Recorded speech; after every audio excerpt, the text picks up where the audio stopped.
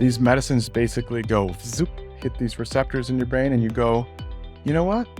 Not only did I eat a smaller portion that I usually do, I could take it or leave that dessert. And it's what the patients describe. They all say the same thing. I've had thousands of patients. We have tens of thousands of patients. They all say the same thing. Like, they still like it. They can eat it if they want to, but they can take it or leave it. They just don't want it anymore. They don't have the strong desire, that strong itch that they have to scratch. They don't have it anymore. They can just take it or leave it. And what they say is that, is this what it finally feels like to feel normal? What it feels like to be someone who lives in a smaller body, a body that doesn't have to fight tooth and nail, white knuckle it every single day to not eat those types of foods.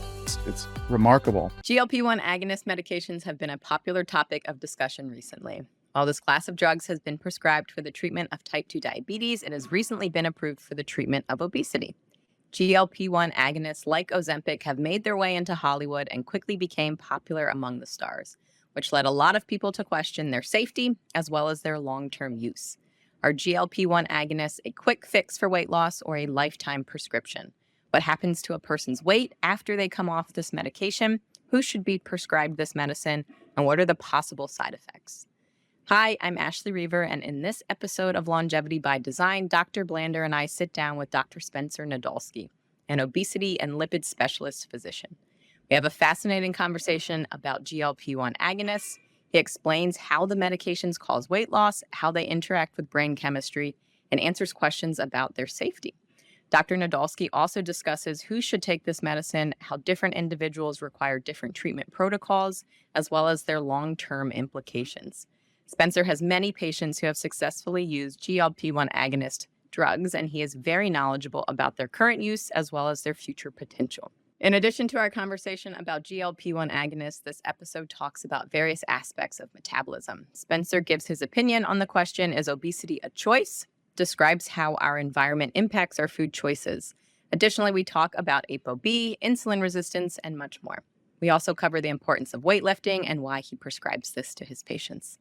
Lastly, he is a great follow on Instagram. This episode was packed, and I hope that you enjoy it. To support Longevity by Design, please rate and review the podcast. Welcome to Longevity by Design, a podcast designed to give individuals access to the leading scientific information in the field of longevity. The ability to add years to your life and life to your years needs no opinion. Join us as we ask science to take the wheel. In each episode, Dr. Gil Blander joins a co-host and an industry expert in the field of longevity, shining a light and getting the answers to the key question: how can we live a longer, healthier life?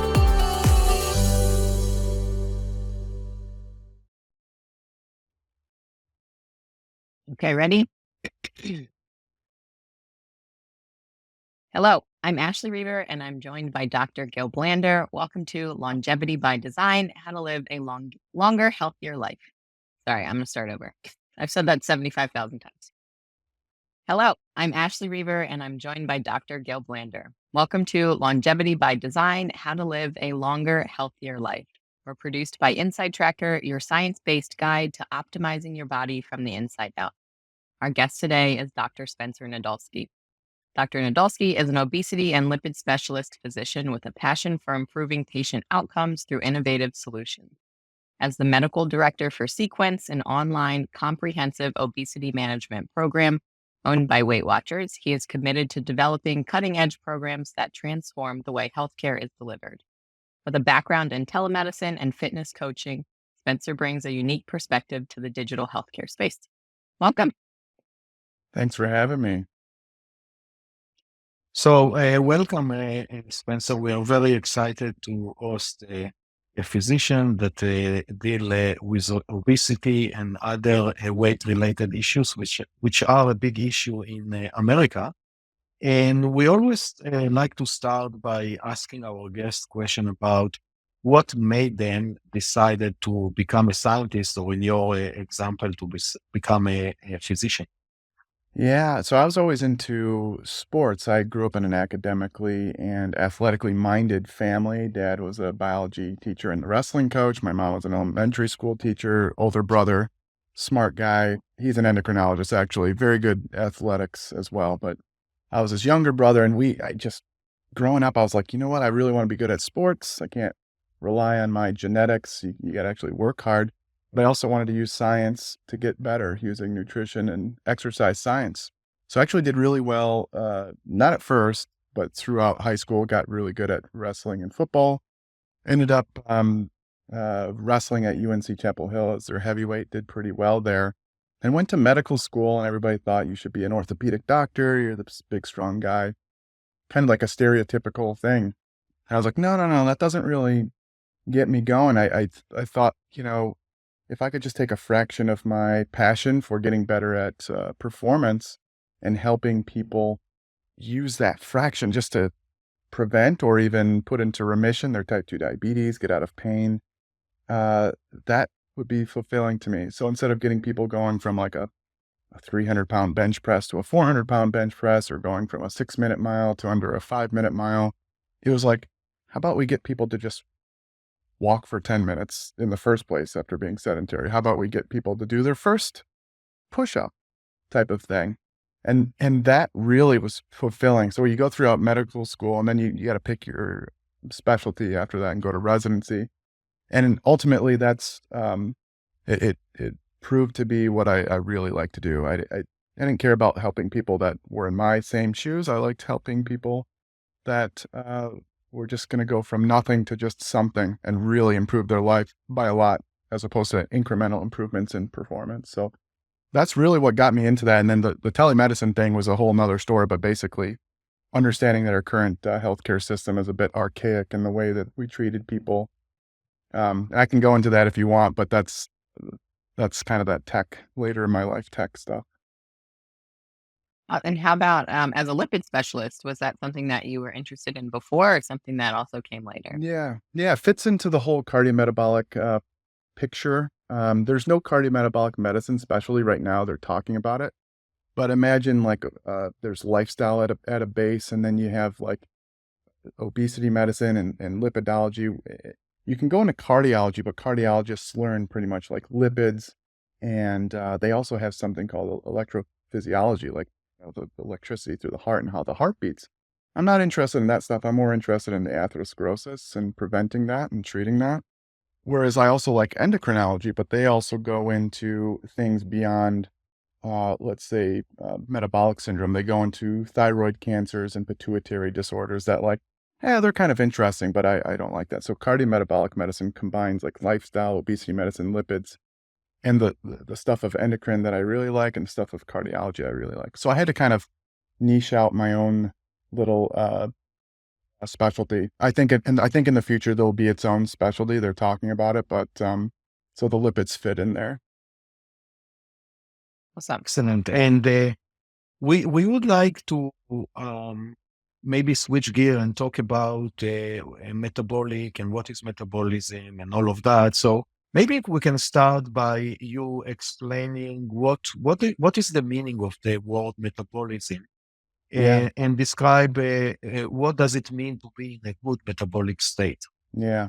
Well, when you think about like metabolism, it just colloquially, like if you ask a patient, like, what do you know about metabolism? They'll talk about how many calories they burn, but like it really comes down to the little chemical processes, all the little processes that are going on in our body, whether it's like our osteoblasts making bones, or our little enzymes breaking down lipoproteins, all these different little things in our body that are going on, our muscles working, our organs doing their jobs. So all those little metabolic processes make up our metabolism.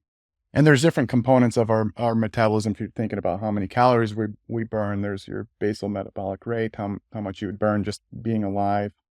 And then there's like thermic effect of food, like how many calories you burn while digesting, and those types of components, and exercise and all this stuff. But like metabolism itself is just like the processes in our body. So when you think about like what is metabolic health, like what does that mean? Well, it would mean that, I don't know if you want to say optimal, but like there's certain parts of our metabolism that are would be considered normal, or if things are going wrong, could be pathological. So like for instance, poor metabolic health is somebody with type 2 diabetes. They're insulin resistant. They're the components related to their insulin of their metabolism aren't working as they should.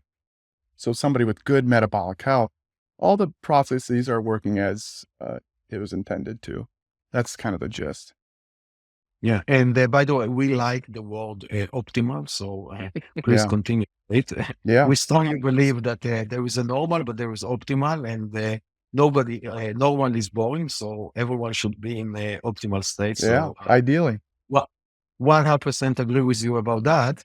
And we would like, if we are zooming in into metabolism, we would like to discuss how diet impact glucose regulation, which is a very important part of metabolism, and why a proper metabolic function is critical for health span. So I would like to start by maybe if you can shed a light on a key mechanism by which food intake influence the regulation of glucose in the body. Yeah. So, you learn in medical school how like you eat something, some sort of food containing carbohydrate, it gets broken down into glucose for the most part. Glucose, there's other sugars, but turns into glucose, gets into your bloodstream, and the glucose can't automatically get into your cells, whether it's your fat or your muscle. It can a little bit, but it needs this, what I'd call like a key, and that would be insulin. So your pancreas senses the glucose in your blood and sends out this key. And the keys go to, they're GLUT4s, glucose transporters, but like we always talk about, my brother and I kind of came up with this analogy where the key of insulin goes and turns on these little sugar trucks in your cells. The sugar trucks come out, grab the glucose and bring them back into the cell. So that's generally how it works when you eat some sort of food. Now, the thing is, though, the issue becomes when those sugar trucks don't work as well. The key's not working as well. Maybe there's something jammed in the ignition. Maybe the battery of the sugar trucks aren't working quite as well. Something's going on to where that key of insulin isn't getting those sugar trucks out there. That's where you start seeing the rise in your blood sugar start going up and up and up. And I know we're going to talk about insulin and measuring insulin, but like, so your pancreas, if your blood sugar is still going up and up and up, your pancreas may go, hey, we need to send more keys. Why is the blood sugar going up? And still sometimes that doesn't work because there's something in the ignition or the batteries are dead or that type of thing. So that's the gist of food and insulin and glucose metabolism. We can go into a little bit more of why that happens and why I'm into obesity and lipids, but that's kind of the quick overview. Yeah, please Thank do. you. And Please thank do. you. And Just do it. Yeah. I can. So, there's some really cool researchers out there. I'm not a bench researcher. I'm just really into this from a clinically translational research standpoint where it's like, some of these mouse studies and all these things are cool. I like to take that and put it into practical translational terms with my patients. But in general, we started seeing a lot more insulin resistance in the past, however many decades, because of our adiposity. There's a few different hypotheses out there, but I think the underlying cause is this energy excess that we're getting. When you get energy excess from calories, it doesn't matter whether it's from, people talk about it's the carbs or it's the fat. It's energy excess, whether it's carbohydrates or fat. Not as much so protein, and we can talk about that later, but the energy excess will then cause an adiposity excess, fat excess. And some of us are good at storing that fat. For example, in your legs and your hips, subcutaneous, the stuff you can pinch. Others of us have a lower threshold to where we can store it a little bit, but then it starts spilling over into our organs where it's not supposed to be. And when the fat starts spilling over, that's where, if we go back to our analogy, that's where the key, the insulin key, doesn't work so well. There's something in the ignition. So in general, we're eating too much. And if we want to get into like the whole obesity as a choice, I love talking about that, but we're eating too much. I don't think by any fault of our own. It's our environment and plus our genetics that combine together. Some of us are able to gain a lot more weight than others. We talk about our weight health, where some people can be BMI, let's say they're a BMI of 35. They look like they're carrying a lot of weight, but they're metabolically healthy. They're storing it in their legs and their butt and thighs. And whereas somebody else could have a BMI they look like they're normal weight, but they're carrying it around their abdomen and they have a very low threshold of carrying that fat. And they may have actually poorer weight health than the person that weighs a lot more. So that's why you see actually different ethnicities. We have different cutoffs of BMI, and it's not talked about enough. And this is one of the issues with the BMI. But if you start using different cutoffs for depending on your ethnicity, then we can start seeing like, hey, this person at a 28 BMI is at higher risk for type 2 diabetes than someone else of a different ethnicity than even if they had a 34, 35 BMI or something like that. So it's a genetic thing because some people have genetics that protect them, some people don't. And it's not all about just the number on the scale. It's also about where we store the fat and how it's stored and how our body processes it. And honestly, our next kind of thing to dig into is your expertise on obesity. So it's a great segue into talking about and a lot of your current work with, obesity isn't a choice that people necessarily make, and a lot of where your focus is now. We'd love to go there next. Sounds great. What do you got? Shoot. Well, if you want to start I should have said this in your opening, Dr. Nadolski has an awesome Instagram account that you should absolutely follow. But I know something that you focus on there a lot, like you said, is that for everyone, it's not just as easy as stop eating food, or it's a morality issue. You can't control yourself around certain things. I think this is, a great opportunity to hear your insight as actually someone that works with primarily people that do have excess adiposity, your Yeah. experience there. Yeah. People get really upset when you even insinuate that obesity is not a choice. And it's because people don't understand what that means. What people think is that we have no free will to make healthier choices and that there's no point. We might as well just do whatever because our destination is already picked for us. And that's not what it means. I don't think anybody goes throughout their life choosing to have obesity. Like I always say, unless you're a sumo wrestler or something like that, you're like trying to eat a lot to weigh a lot. I don't know too much about sumo wrestling, but that's the only one instance where I could foresee that being the case. But most people don't go through their life choosing, I want to have obesity. And then people are like, but they make choices all day. And every choice that you make, you have a choice to pick something healthier or not healthy to eat. And we'll get into that. But think about like a little kid. They're just living life passively. What they're going throughout their life, like whatever's in front of them, whatever tastes good. They're not thinking about their weight necessarily. So they may start gaining weight without much thinking about it. And that's how most people go throughout their life until there's some sort of external factor, like the doctor saying something, a friend saying something. What's interesting then is that the stigma and the shame that can be put on those people, you would think that for most people to be like, hey, you should do something about this. These people try to then make that conscious choice to start fighting back. And unfortunately, we have these biological drivers in our brain. And again, a lot of this is genetic. This is where the genetics fall into place because the genetics are in our appetite centers and our reward centers. So it would be like, hey, most people know that eating an apple instead of the donut in the break room is probably eating the apple instead of the donut is a good idea. People know that, hey, maybe I should eat that broccoli instead of the French fries or something with dinner. I think most people know that. But there are these drivers that aren't just, our internal drivers, but also externally. If we didn't have those foods around us, we wouldn't know any better. But then once the foods are around us, we have these internal drivers that it's like an itch that you just have to scratch. Some people don't have those itches though. And that's why we see some people like that person can eat whatever they want and not gain weight. And it's not necessarily because they have like a faster metabolism, they burn everything off. They can eat, I see it at birthday parties.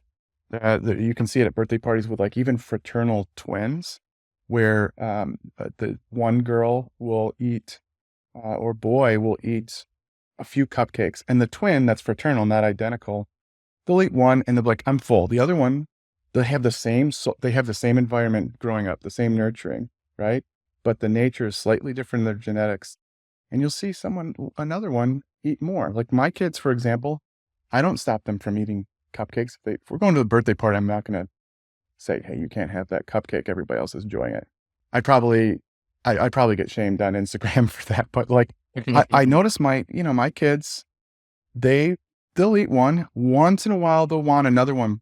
And they'll just be like, they'll eat half maybe sometimes. I'm like, okay, I'm full. And I'm like, that's interesting. Where I'll see other kids, they'll eat a few more. And then it's really particular though with the fraternal twins. Sometimes I see and one of them will eat much more than the other one. I'm like, hey, that's interesting. They have the same environment at home, just different genetics. And so clearly there's something genetic going on here. Now, what people will say is like, our genetics haven't changed. Right. It's correct. Our environment is what's changed in the past however many years, but the genetics load the gun. This is a famous quote, but the genetics load the gun. The environment pulls the trigger.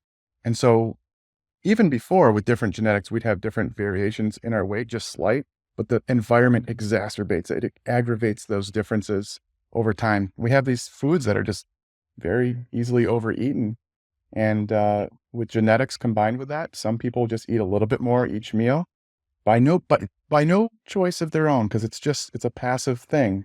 They may try to fight it, but imagine like you see these. I mean, if you follow my Instagram, people be like, well, you're choosing to eat however many more calories. I'm like, so you're telling me that everybody lives in a metabolic kitchen where every morsel of every food and every calorie is measured?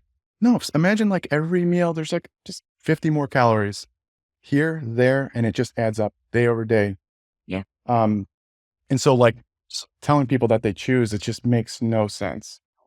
So, Spencer, how do you explain the fact that there is a strong correlation between a socioeconomic condition and obesity? Basically, higher income, less obesity, lower income, much more obesity.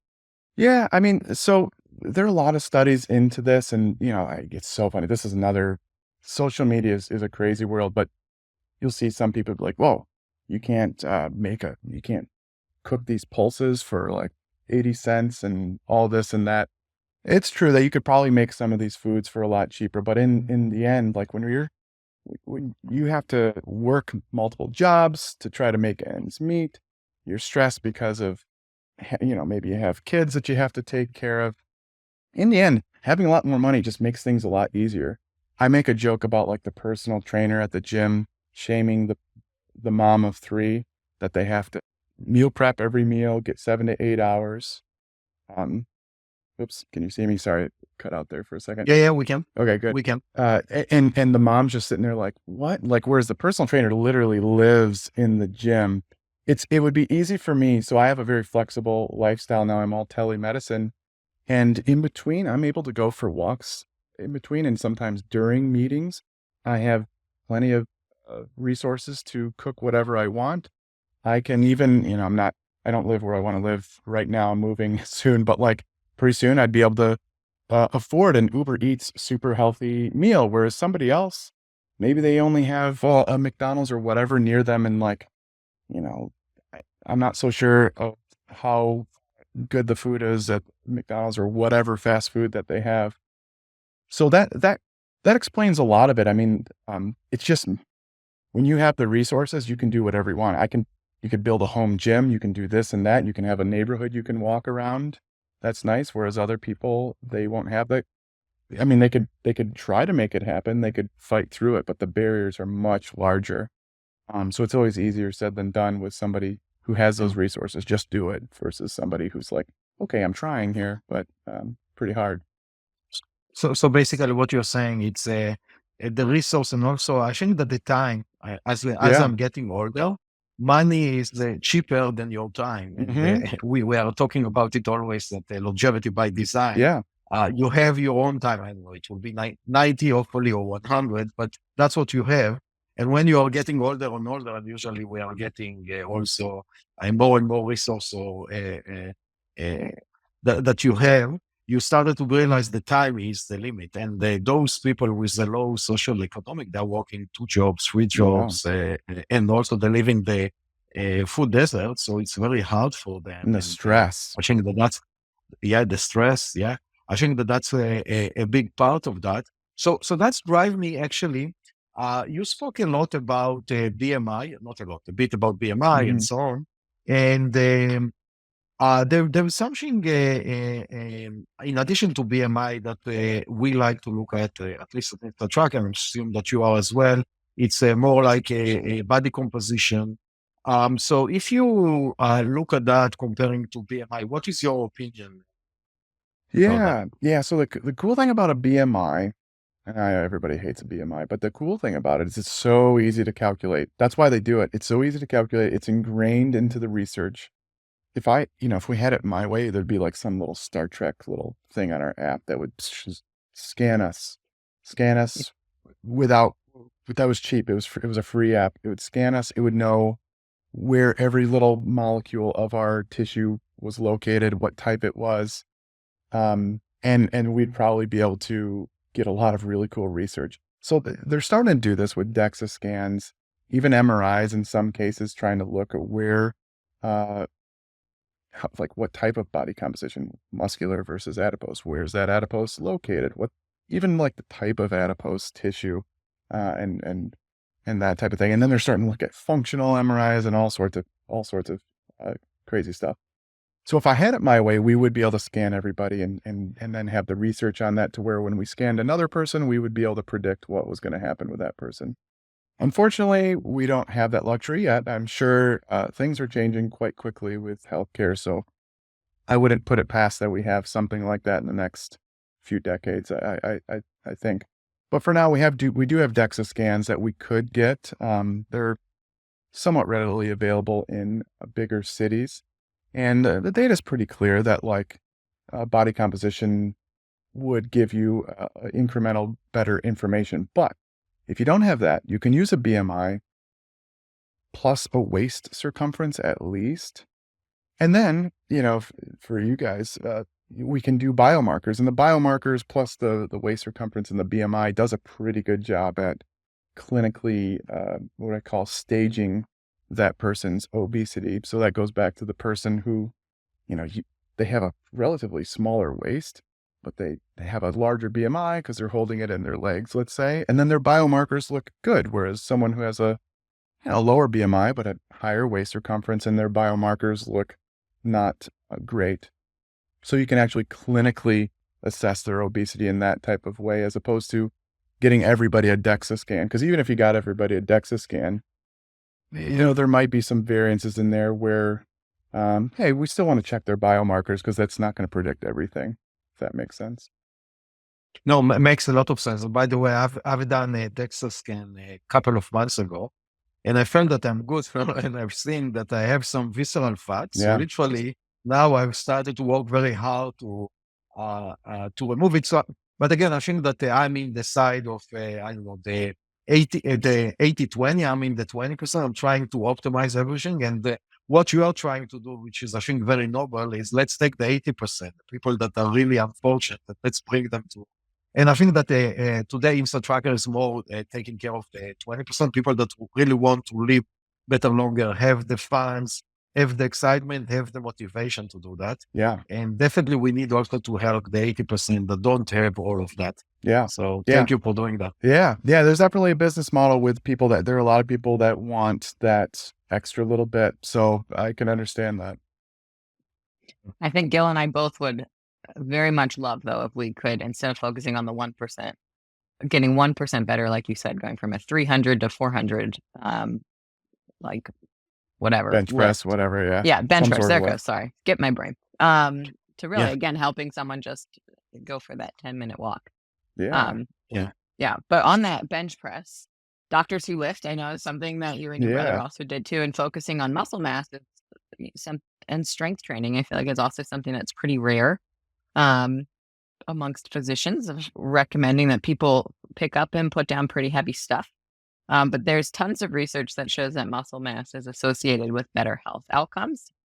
We're hoping that you could maybe describe some of that research or reasoning behind that. And then if there is a recommended protocol for strength training among adults, especially maybe adults that have that excess adiposity. Yeah. So I always talk about like, we talk about the key from insulin and the sugar trucks in our muscles, let's say. When you have more muscle, you have more sugar trucks, you have more storage depot for uh, the the sugar and nutrients. Um, the other thing is like when you exercise acutely, like at that time, you sensitize, you recharge the batteries of those sugar trucks. They can come out. Some of them don't even, you might hotwire them. They don't even need a key necessarily to help get the sugar in. So lifting weights creates, in the analogy, more sugar trucks, more ignitions, whatever you want to say, more places to store that sugar. When you look at longevity studies, it tends to be people that are stronger throughout their life that live longer. We don't have any randomized controlled trials of doing this. They would just take too long. That's why there's not any really good randomized controlled trials looking at longevity for some of these things. We just kind of have these observational data, and it looks like those who have more muscle mass, to a point, by the way, to a point, it's probably these bodybuilders that have there's an excess of everything, but a little bit stronger, a little bit better, a little bit more muscle throughout life, better quality of life too.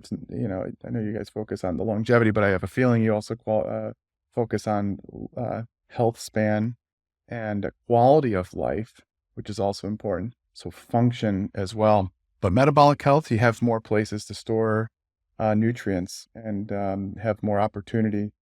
The thing with the adiposity though, so some people mistakenly say, all right, you just got to build more muscle. You don't have to lose more fat. It's like, well, the excess adiposity, despite having more muscle mass, can still um, really make those batteries dead and the sugar trucks really put something in the ignition. But lifting weights makes that process a lot easier.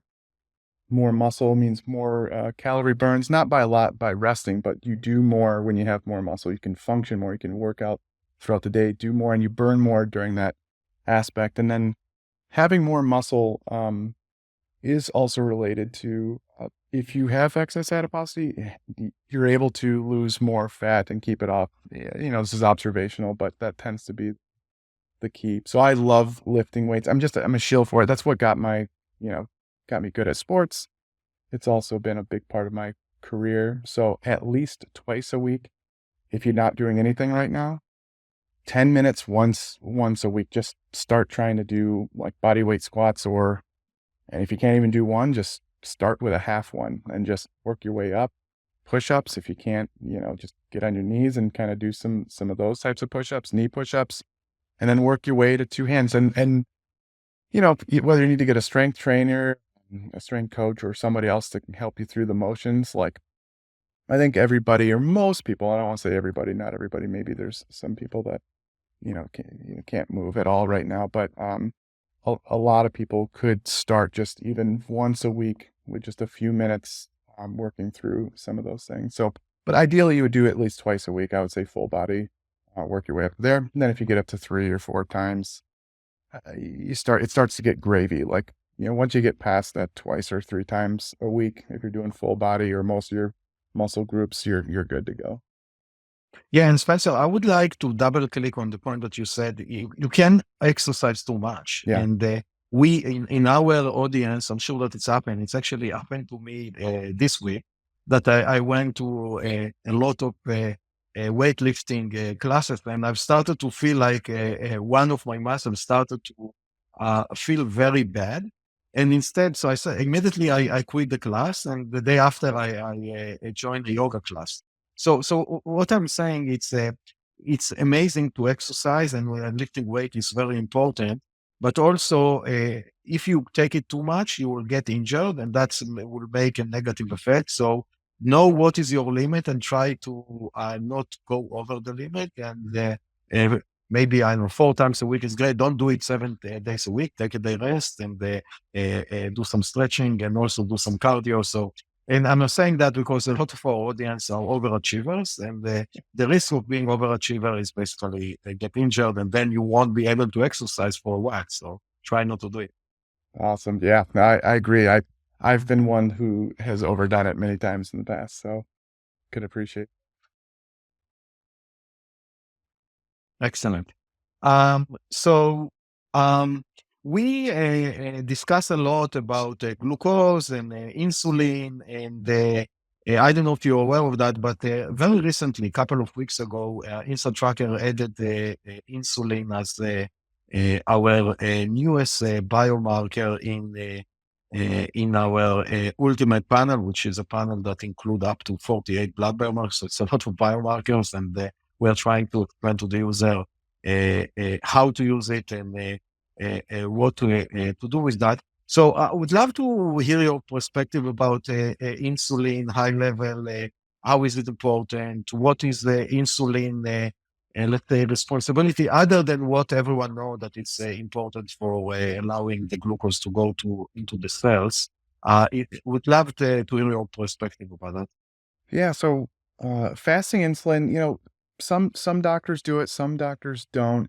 It's one of these things that would probably be like a cherry on top, to where if you start seeing an increasing fasting insulin, it's like clearly this person likely has some insulin resistance. I don't know what cutoff level you use. I generally use like a cutoff of 10. It can be quite it can be spurious, where some people it looks like it's getting close to 10, and then the next time it'll be like 4 or something, and they don't have any other reasons they would be insulin resistant. But if you see a consistent, like their other markers look within the relatively normal level, let's say their HDL is maybe teetering that lower level, but like, and their triglycerides are starting to increase, and then you see an insulin that's like, let's say it's like 20 or something like that.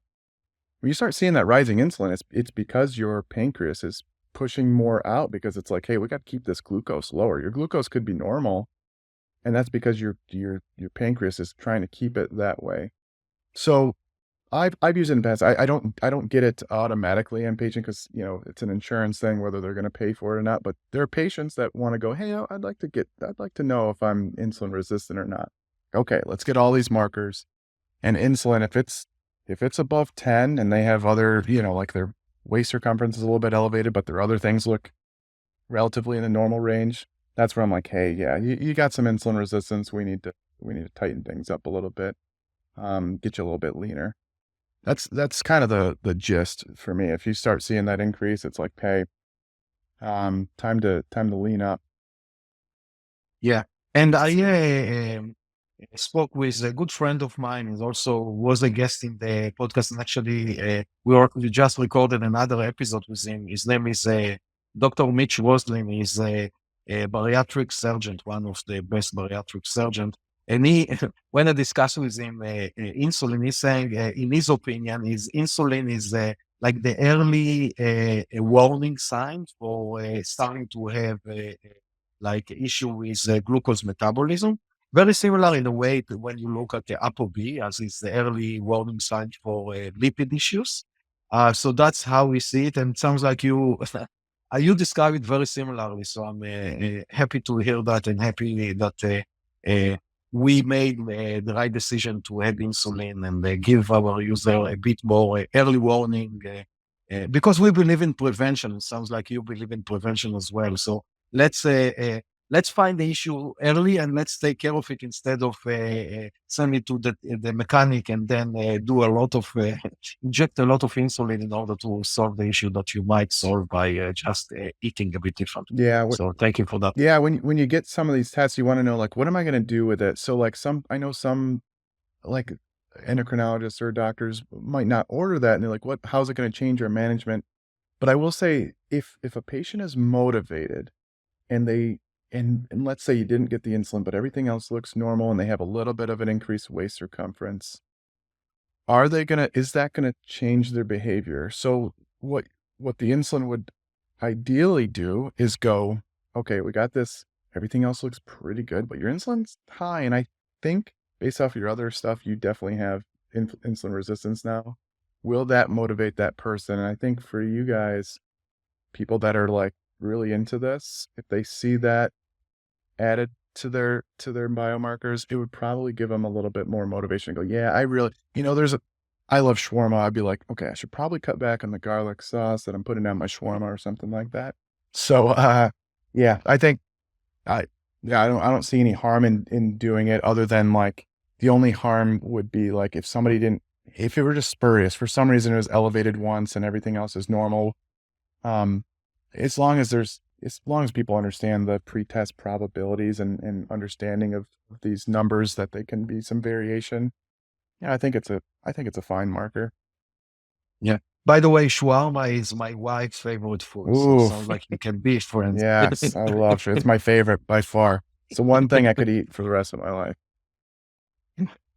If we stick on insulin resistance for a bit, we know it has an impact on obviously being able to pull glucose from our bloodstream into most of our cells. Um, are there other health risks that are associated with being insulin resistant? Yeah, so insulin has receptors, in different parts of our body. So there are certain enzymes that control our lipid metabolism. For example, lipoprotein lipase is what cleaves off some of the lipids from our lipoproteins, which are our low density lipoprotein, to the LDL, HDL, the VLDL, all these different things. And so if the lipoprotein lipase if we're insulin resistant, if the lipoprotein lipase isn't working as well, those lipids aren't getting cleaved and being used in our cells either. But then there's also something called hormone sensitive lipase. And people talk about how like insulin comes in and it's a fat storage hormone. Well, hormone sensitive lipase, insulin stops the cleavage of of your own fat cells, your own adipocytes. And so what people think of as insulin as fat storing, but if you become insulin resistant, you're in a lipolytic state. You're breaking down fat and you can't stop the process because the insulin usually does that. And what that creates is this kind of really dyslipidemia, this milieu of dyslipidemia, where you see small LDL particles, increased triglycerides, on higher lipoprotein B, ApoB.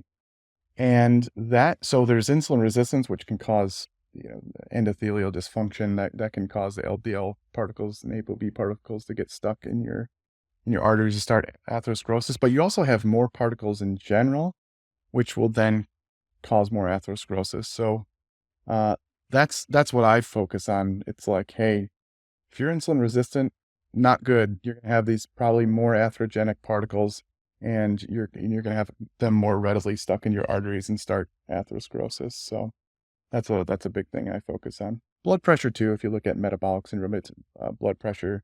It'll have an effect on there, which also can increase atherosclerosis, kidney disease, strokes, that type of thing. And then you will have to stop eating shawarma. Yeah, and then I have to see. I mean, I suppose you could just eat the chicken, but I wouldn't be able to have anything else with it. Since you mentioned it, so ApoB is something that we'd also love to touch on. And I'll just say I feel like sometimes I read comments on your post related to cholesterol and people just going constantly about LDL particle size. But all Yeah, particles of LDL are things that we don't necessarily want. Triglycerides, precursors to LDL, and ApoB, as you mentioned, something that recently has garnered a lot of attention from scientists as well as clinicians, kind of maybe becoming more of an essential predictor for heart disease.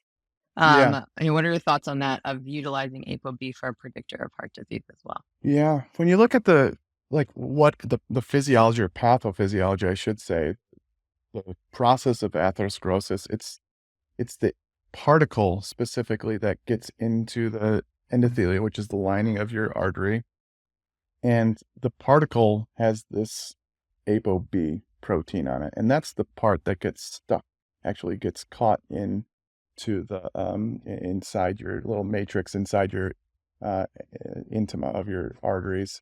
So like if you actually measure the particles and not just the cholesterol is kind of the cargo, the triglycerides kind of the part of the cargo of these particles. If you actually measure the particles, those are what are specifically getting stuck in your arteries. And so you'll have a much better prediction. And it turns out like they thought this and they've done lots of studies to look at this. It turns out that's the case. It's like, yeah, actually the risk follows along the level of your apolipoprotein B. And so, yeah, I think in the future, some people use just the standard lipid panel, which everybody knows. It's the HDL cholesterol, which doesn't have ApoB. That's the one particle that doesn't have ApoB, by the way. But then you have an LDL cholesterol, and then you can actually do something called a non-HDL cholesterol. You use your total cholesterol and then just subtract out your HDL cholesterol. And then all the rest are your ApoB containing lipoproteins, but they're still measuring just the cholesterol, the cargo on those proteins. Whereas if you measure the actual ApoB protein, that's the specific protein that's being caught into the endothelium and starting the atherosclerosis cascade, starting plaque. So, yeah, I think in the future we're going to see, as long as it's cheap and insurance starts paying for it, I think we're going to start seeing like, why don't you get the lipid panel and then why don't we get the ApoB with it? Because there's something called discordance. So the reason that they haven't changed from that is because, the measuring just the cholesterol does a decent job at estimating the ApoB. Like it gets close, but there's some people that can have what appears to be a normal appearing LDL cholesterol. People call it the bad cholesterol, but cholesterol is cholesterol. But the LDL, what they're really trying to get at is the LDL particles. LDL cholesterol does a decent job at that, but there's some people that'll look normal, their LDL cholesterol, but they'll have a high amount of LDL particles in ApoB, and you wouldn't know unless you measured it. So, and in the people that are discordant, it's really the insulin resistant people, which are, unfortunately, a lot of people. I'd say, we could do certain estimates, but a lot of people at this point are becoming more insulin resistant to where if you only got the standard lipid panel, you'd probably miss out on some of these people. So I think if you can do it, I'd grab an apolipoprotein B with your standard lipid profile panel.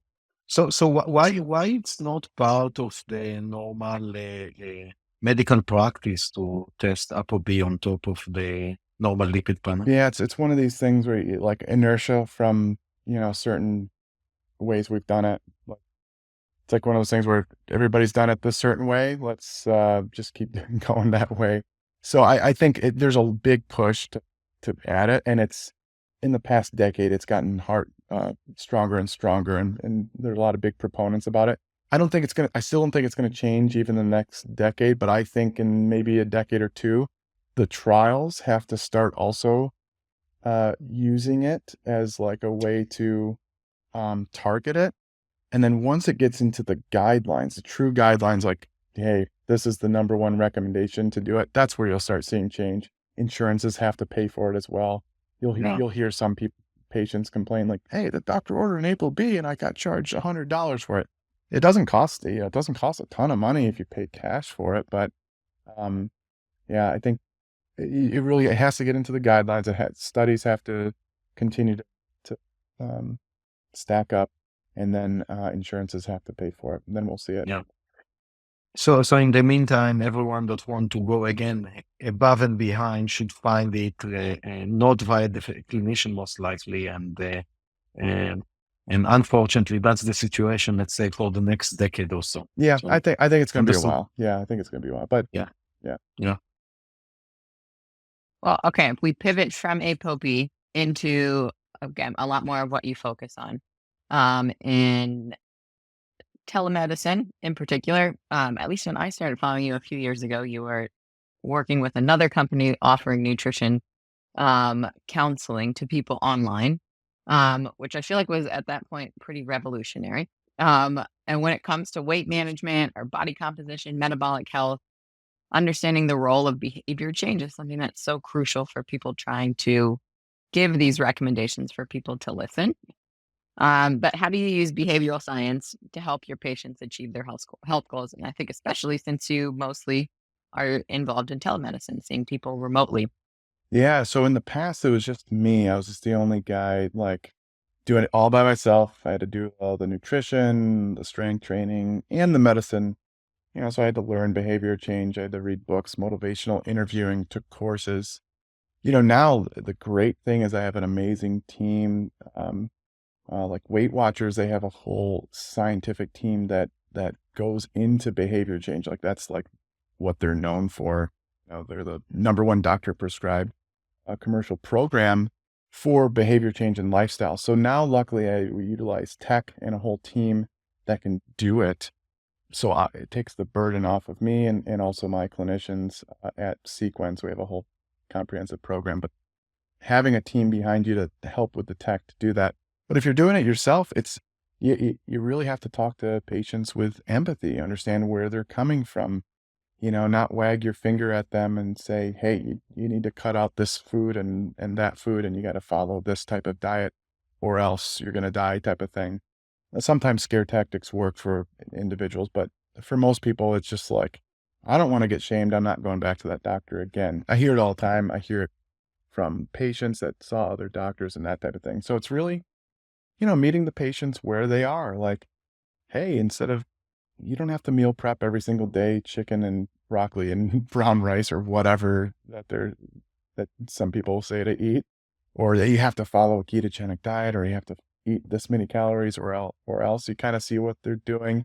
You give a certain dietary pattern, a good healthful dietary pattern, but then you talk about, like, what are you doing now? How can we shift that a little bit more towards this? And also, of course, that's where, I get into the medicines. If I need to hit a biological driver and push back against those drivers, that's where I use medicines. But, if it's a behavioral thing, we can focus on that by really meeting where they are and doing that. Yeah, and I have to say, as the founder of a company that doing that for the last 14 years, I think that the behavioral change is the hardest for us. And Ashley is with me, and we're working together for more than 8 years, and we see it again and again. It's that's the toughest. The finding the data, it's hard, and writing it and designing it and all of that, but how can you make the client, in your case, is the patient, for us is the client, make changes? It's a very tough nut to crack. And I think that it's also, if we are, most of our audience are not founders or not running a practice that trying to help people to lose weight, so they care more about themselves. Even for yourself, you need to find a tactic that will work for you. So I know I like I know, lifting weight and going cycling. My wife likes Zumba and Pilates, so she should do Zumba and Pilates, and I should do weight lifting and cycling. And when I'm trying to bring her to walk with me or to exercise with me, she doesn't like it. And when she brought me to Zumba, I didn't like it either.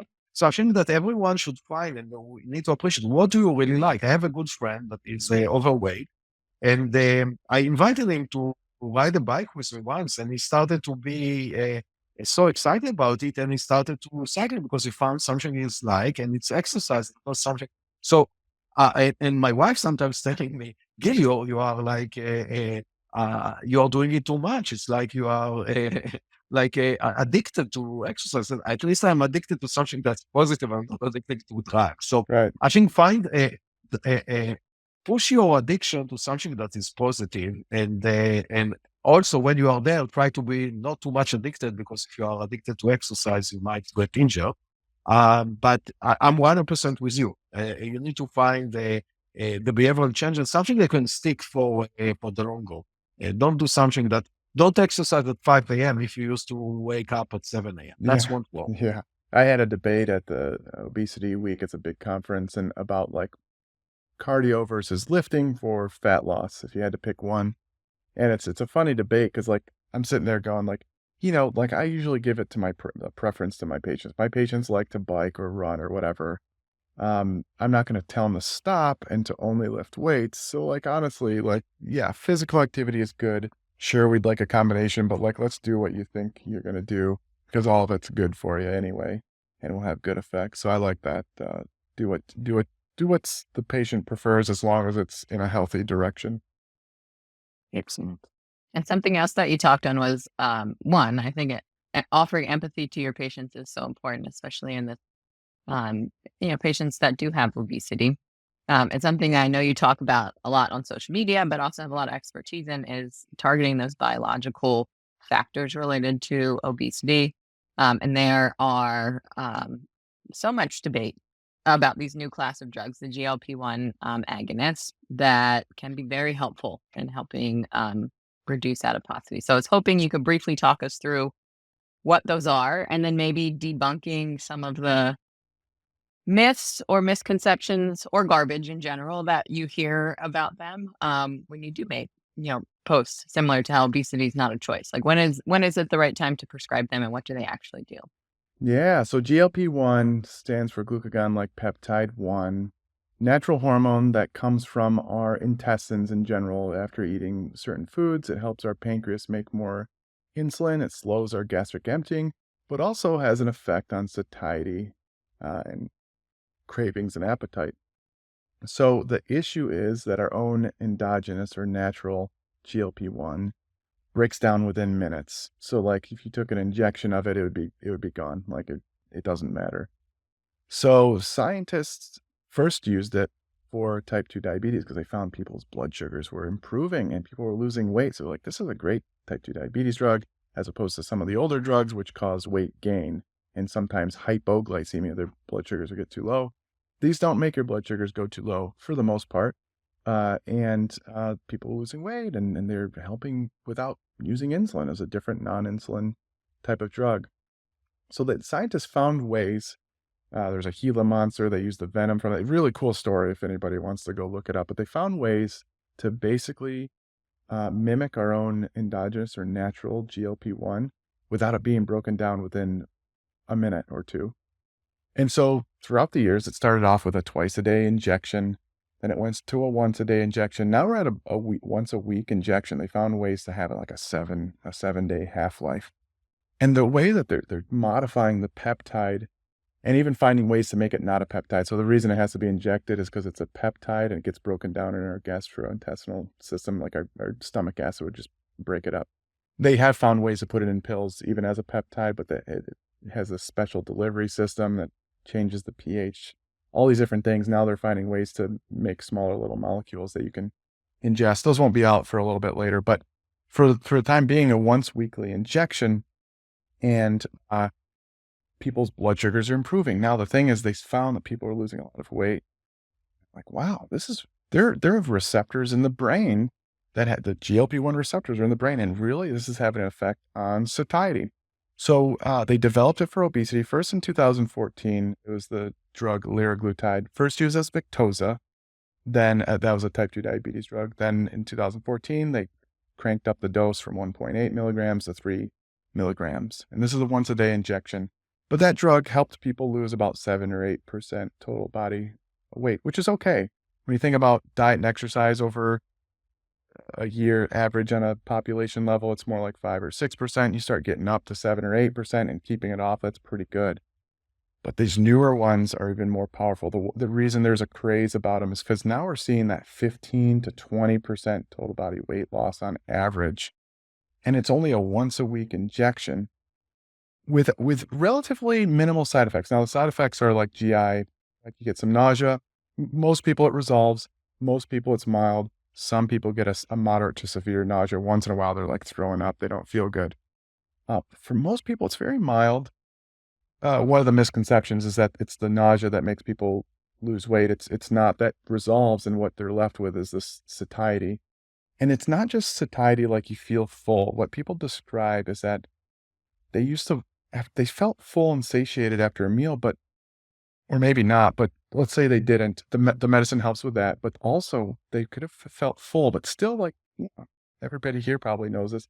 You're full, and you're satiated, but you still want that dessert, whatever it is. I don't know. Some people it's ice cream, some people it's pie, some people like kind of starchy, like chips type of thing. That's our reward center in our brain. These medicines also having a strong effect there, and people describe that food noise, like go get it, go eat that right now. You're full, but I don't care. Go eat that. It's this little person on your side yelling in your ear. These medicines basically go zoop, hit these receptors in your brain, and you go, you know what? Not only did I eat a smaller portion that I usually do, I could take it or leave that dessert. And it's what the patients describe. They all say the same thing. I've had thousands of patients. We have tens of thousands of patients. And they all say the same thing. Like they still like it. They can eat it if they want to, but they can take it or leave it. They just don't want it anymore. They don't have the strong desire, that strong itch that they have to scratch. They don't have it anymore. They can just take it or leave it. And what they say is that, is this what it finally feels like to feel normal, what it feels like to be someone who lives in a smaller body, a body that doesn't have to fight tooth and nail, white knuckle it every single day to not eat those types of foods. And it's remarkable. And that's kind of where I'm getting back to the genetics, where some people don't have to fight. Some people can eat a piece of pizza and be good. Some people have to eat 4 to feel good and still want more. These medicines basically hit these receptors in the brain, and all of a sudden they're like, hey, I don't need to anymore.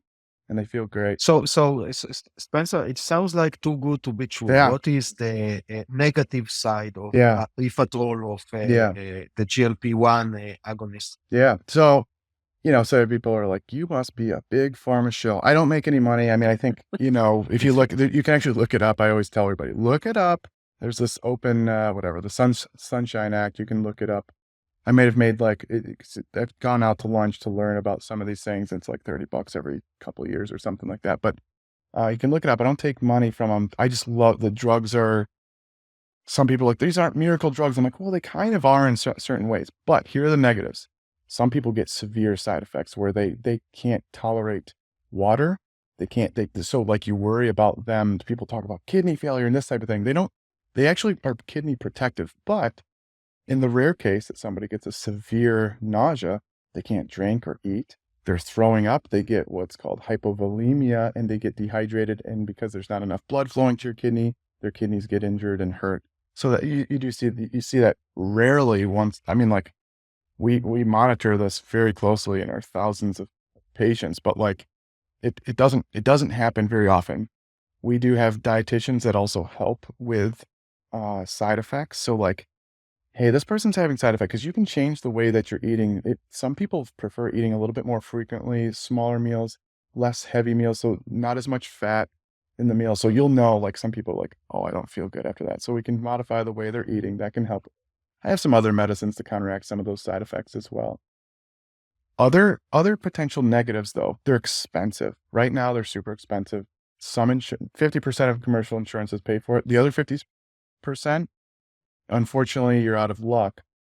So that's a negative, I would say. I think we're going to see a lot of competition coming out in these next few years, where it's not just going to be, 2 companies. We're going to see multiple companies, and I'm hoping the competition starts driving down the price and making it more affordable for people. Insurances, we got to start doing lobbying. There's bills out there being introduced that hey, we need to treat obesity like a disease the way it deserves to be treated.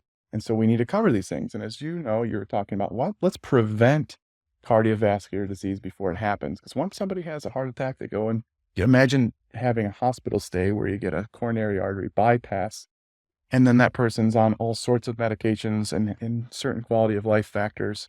So let's see if we can find those patients where we can prevent it.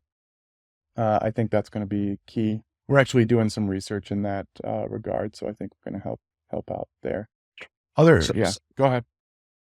Oh, sorry. I wanted to ask about the duration, and also what happened when you go out of the, because I assume that then most of them starting to gain weight again, or they are staying at the same Great level? question. Another big problem. Okay, so another negative. You have to stay on, most people may have to stay on this drug longer term. Now, caveats to that. I don't think everybody has to stay on it. I actually think, here's my hypothesis, because we're going to study, I think we're going to be the first to study this, honestly, because of how closely we're monitoring people. But I don't think everybody has to stay on it for the rest of their life. So you'll see some people be like, this is a short-term quick fix. People are just going to use it, stop it, regain other weight. Why even start in the first place? Whereas other people will say obesity is just a disease. They're going to need this medicine for the rest of their lives. I think the truth lies somewhere in the middle. I don't know where it lies. Maybe it's a little bit more towards more people having to require something. But I think there's going to be some people that might require that highest dose of whatever they get on. There's a few of them out there right now.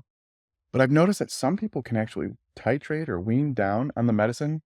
And instead of they're on the lowest dose, and instead of even taking it once a week, they're taking it every 2 weeks almost. And they're still maintaining their weight. I have some other people that have completely come off and they're still maintaining their weight. Other people that we monitor them closely at Sequence, you'll see their weight starts going up. And so then you intervene again before they regain other weight. And then there's other patients where we stop their medicine, and not not because we want to stop their medicine. Insurance stops paying for it, for example. It's not by anybody's choice. And we can use non-GLP-1 drugs that didn't work before. They've tried to lose weight with these drugs before. For example, bupropion and naltrexone, used originally for like depression and smoking cessation and alcohol cessation for the naltrexone. You can combine those two drugs and make a decent weight loss medicine. But they didn't work for these patients in the past. But weight loss, initial weight loss is different than weight maintenance. So it might be that the drugs helped improve that inflammation in the brain, the whatever you want to call it, leptin resistance, all sorts of different things that might be occurring. And now a less powerful drug actually works in helping them, and cheaper drug helps them in maintaining that weight loss. So I'm noticing that as well. So yeah, that is one of the things. I think no matter what, obesity is a disease and will require chronic therapy, but I don't think that means chronic medical therapy.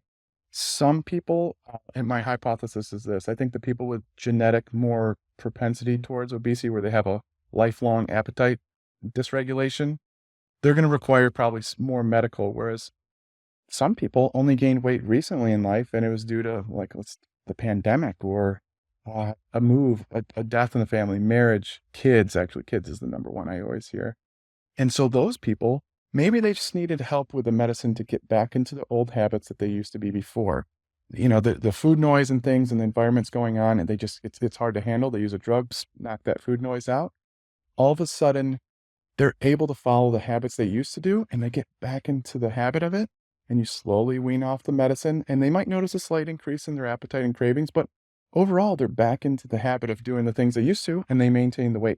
I'm noticing it anecdotally, has to be studied in a much more rigorous fashion, but I think that's where the future is going to be. Excellent. So what you're saying, it's very personalized. Some Mhm. people will need likely to be on it for life. Other might be on and off. Yep. And some other that maybe have a Yes. stronger willpower and better genetics. Maybe they can just go with lifestyle and Yep. win completely from the GLP-1 agonist. And I agree with you. I think that it's a wonder drug and very exciting for it. We started with the 80-20, so very exciting more for the 80% that are undeserved, very busy, working hard. And I think that that's give them a sort of unfair advantage to be par with the 20% that are more, let's say, fortunate to have more money and more time and more. Yeah. So And it's amazing. not everybody responds. I will say that too. I can't say like this is going to solve obesity right now. I think in the future, there's so many different drugs coming out that it's like, wow, I don't know what's going to happen. They may be able to edit our genes at some point too. There's all sorts of vaccines, weird stuff going on. But not everybody responds to these at the moment. And that probably has to do with genetics, which we're also studying. But like for the most part, most people respond pretty favorably. So pretty cool. Awesome. And then I feel like we can't let you leave without talking a little bit more about social media since you have such a big presence there. How misinformation really spreads so rapidly on social media. Yeah. People are so heavily influenced by individuals that they follow that have absolutely no credentials to be providing any sort of recommendations or making any sort of claims. So, what are some of the biggest myths maybe that you see out there that maybe you could address? As I said, I like to read your comment section. I swear Oh, there's a yeah. Venn diagram between carnivore, anti-vax, tanning Yeah. bed, the men right in the middle. Just love to comment on your posts. Yeah, So it's I'd really love to hear funny. your thoughts about that. You know, the funny thing is there's this restrict option you can restrict on Instagram. So they continue to yell into the void, but they don't know. So nobody else sees a lot of these comments. I go through and I see all these restricted comments from people. I don't block them because I think it's always so funny because the same people, I'm like, you follow me like just to hate follow. And it's like, I don't know why. It's so funny to me. Like, gosh, I can't believe you waste your time doing that. But so anyway, yeah, so I will say with the credentials thing, it's a hit or miss thing because like it's an appeal to authority. Basically, if somebody has an MD, DO, or PhD behind their name, we should automatically listen to that person. So it goes well for me for social media because like, yeah, I'm a doctor, whatever. But like the problem is I don't know who's worse, the people without the credentials or the people with the credentials who knowingly are deceitful. It's a Fair. good question. I think those people actually make me more mad because at least they can't plead ignorance, So those people make me a little bit more mad. But the biggest myths that I see are like you have to follow one specific dietary pattern, and they overhype certain mechanistic type of things. So, for example, like the whole like vegetables and seed oils are bad for you. So you can find studies that will support any of your hypotheses. You can find little mechanistic studies in like bugs and little mice and things like that to say, hey, this happened in a mouse, so you should probably not eat XYZ that's been shown to actually be associated with longevity or improved performance. But because we saw it in this mouse and it fits my narrative, and I'm selling a book, you should avoid it. I mean, and the thing is, what you find on social media is that the very if you're vanilla and you say mainstream stuff, your social media is not going anywhere. You're not gonna unless you're someone extremely famous and extremely attractive. It's not going anywhere. But if you take a strong stance on something that's mainstream, that's known to be, good, such as like, hey, vegetables are good for you. Okay. No, vegetables are actually bad for you. And you give a little studies, you screenshot PubMed and show a little mechanistic thing and whatever. It's even better if you can like find some pictures to go along with it and whatever and make something crazy. That will go viral.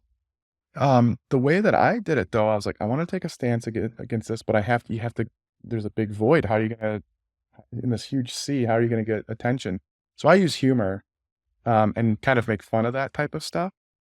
So and while also being, you know, maybe making fun of stuff, but then also throwing in their genuine, like, here's how it works. So I think what we're going to see is a shift of people getting so sick of the charlatans and gurus out there, and they want somebody they want to trust. And I personally just like humor because it's fun. It's more my style. Like, I don't want to be boring and sterile or whatever. I want to get people to laugh because that's just my personality anyway. So I use funny memes to kind of then get somebody's attention, make them laugh, and then teach a lesson. Yeah, you can go on my social media, you can see examples of that. But like, first, Diet Coke, for example, people, aspartame and any artificial sweeteners really gets people going because it's kind of this unknown, unnatural thing. It doesn't matter if there's lots of studies showing safety. People are like, hey, it's not natural. So I like to zing people with memes and whatever, and it gets the conversation going all the time. And you'll notice the same comments happen over and over again. Why not drink water? Why not do this? And so then I eventually have to address all those in the comments. I can make a post about that once a week or once every 2 weeks, and it'll always do extremely well because it gets people talking. So stuff like that. I think being careful with credentials. I think, great power comes great responsibility. But like the people with the credentials, I think the ones that are doing the disservice, those are ones that really that irk me a lot. Makes money, but it's not good for integrity, honestly. And not good for humanity also. So Yeah. don't give someone a bad advice. So Yeah. absolutely. Awesome. Well, Gil, any final questions from you that you want to touch on? No, I think that was a very good episode, and I think that your explanation are amazing. I think that the GLP-1 agonist explanation, that's the best explanation that I heard. Okay. And I spoke with a lot of people that are trying to explain it, let's say, to non-scientific audience. So I think that's you are very good in the translation complex science into understanding of someone that is not scientific. So it was a fascinating discussion for me. Thank you. Appreciate that. Well, we wrap up every episode just asking all of our guests if they have a top number one tip for our listeners for extending their health span. So that quality of life, not just the amount of years that are in their life. You better lift some weights. That's what I would say. Twice a week, lift some weights. If you haven't started and you're thinking about it, I would just 10 minutes, at least once a week to start, and then get it to twice a week. Awesome. Thank you so much for joining us. It was, as Gil said, really great to have a conversation. And it was fun for me to get to fangirl. Awesome. One of my favorite accounts to follow on social media. Thank you. Thank you so much, Spencer. It was a pleasure. Thanks for listening to Longevity by Design. Please subscribe to this podcast on Apple, Spotify, or YouTube. Longevity by Design is powered by Inside Tracker, a personalized health optimization platform that helps people improve their lives by improving their bodies from the inside out using personalized, science-backed recommendations for nutrition, supplements, and lifestyle changes. To learn more, visit insidetracker.com/podcast.